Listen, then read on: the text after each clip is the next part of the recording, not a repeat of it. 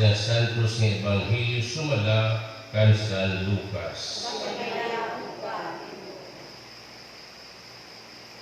Kauman Jesus pagpaiwas sa nula nga yawa usa ka tawo, nagsiring impirahan mga tao, ibilsibol nga puno han mga yawa, ang managhatag nga iyahin gahom, hin pagpagawas, hin mga yawa.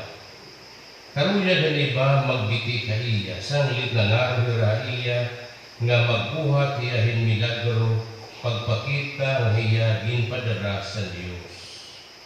Kundi hinbaruan ni Jesus, ang ira panunahuna, naging siring hira.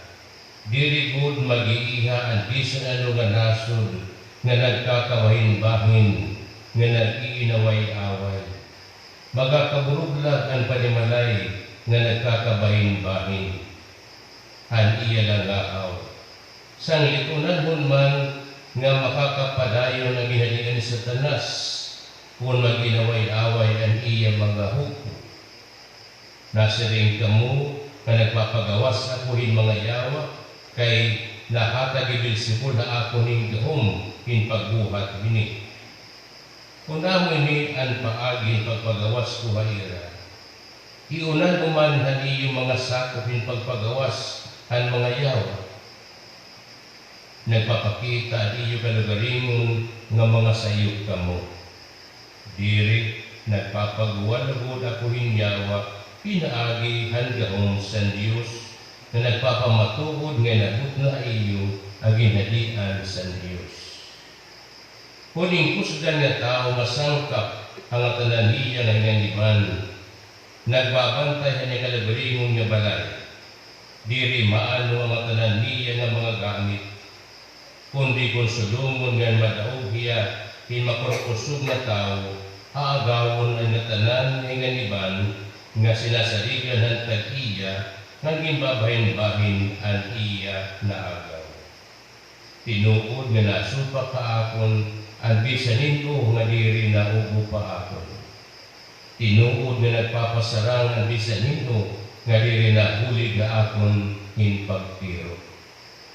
Kung nagawasin maraot ng Espiritu, tigang hintaw, kasusuloy-suloy ini hamamarang ako na hinpamiling hindapit niya kakapahuwayan niya, diringan ni hiya makaagi, nasing hiya ngahaw, mabalik ako nga Tuhan balay, nga akon binayaan.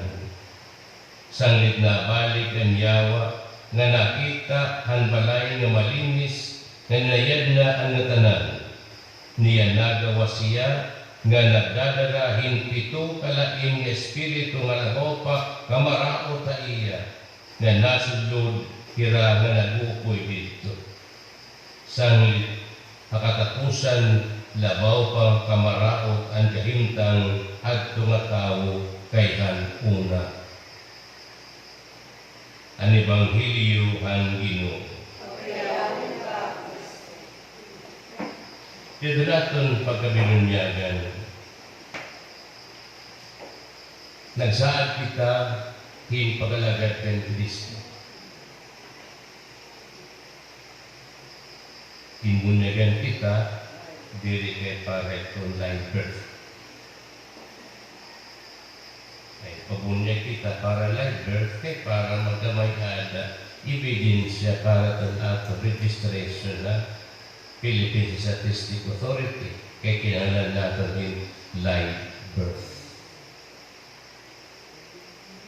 Kaya magalang live birth. Dahil ma-release na itong senior citizen yung hinuduan. 4 piece.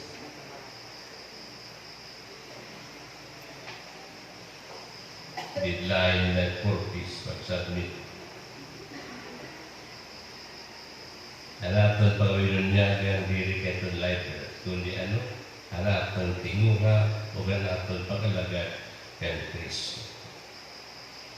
Sa atong gibasa kay Ebanghelyo ni San Lucas Kapitulo 11, versikulo 15 at 26, and versikulo 23 na sisiri. Tinuod nga nasupa ka akon, ang bisan ninyo nga diri na ubo pa akon. Tinuod nga nagpapasarang ang bisan hindi nga diri na buli ka akon hinpagtiro. Ito'y pagkabilunyagan, di na ka ito'y pangalagad kang Kristo. Ito'y pagkabilunyagan, kung yan ato sa relasyon nila kang Kristo, kay basi kita hebaro, hinpagpasangyo kang Kristo, ibaro kita hinpag-ugo kang Kristo. We are asked to be loyal to Christ. Ang atong pag-ugo kang Kristo. Saan ito man, yung papakyanan kita, isa sa likway ba niyo ang sala? Nabatol ka mo. Natuo ba ka mo ang Diyos Ama? Natuo ba ka mo kaya sa Kristo? Natuo ba ka sa Espiritu Santo? Imbayaan natin ang sila sa Satanas, imbayaan natin ang yawa, imbayaan natin ang sala, ay basi kita magkamayaan itong pag-ubog nila kang Kristo. Ang atong paginanong kang Kristo. Ang atong pag-ubog kang Kristo, ginpapakita pinagi, ang atong tibaruhin pagpaambit, ang Kristohanon niya pagturunan, o ang Kristohanon niya batasan, Christian values.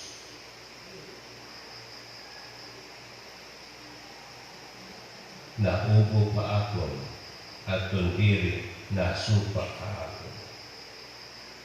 We are asked to be loyal, not only to the mere followers, but to be loyal unto death to Christ. Ikaduha, na natong ginbasa ng Ebanghelyo, bila kaya na naton paging pag-ugo kang Kristo, paging loyal to Christ, kundi that you and I must be agent for unity and for reconciliation. Kala sa Ginoo, tinuod nga nagpapasarang ang bisan nino nga dili na bulig nga akon hinpagtiro. Araton hinyapan Diyos na kita magkaurusa. Pasan nato yung dati ng Ebanghelyo sa Mateo, kapitulo 16. That he may be one just as well I am one. Sa maging usa kita nga sumuro ni Kristo, maging usa ka tilingban, maging usa na simbahan. Because unity is of Christ. Sabi na hindi nga na ako, inasasauro kita, hindi nga 2020, year of ecumenism, interreligious dialogue, and indigenous people. Dinantuyo, kamagamayan kita harmony, dialogue. Let us be agent of unity. Division is of the devil. Division is of Satan. Sa ito man, ano man, ito hagit para ako. Pangingita kita ni pagpasangyo kay Kristo, magingita kita ito magdara ato nga itong pagkaurusa kung mga sumurunod ni Kristo. We cannot be agent of division. Kundi ang pagkaurusa na ginungaran ni Kristo ato. Is either you are pro or against. Pero sila na Ginoo, if you are neither hot nor cold, I will spit you out. Let us be agent of unity, not of division. Ang akong pamilunyagan, di lang kay pagalagad kang Kristo, kundi ibarog kang pag-ukop kang Kristo, kan maging instrumento kita itong pagkaurusa.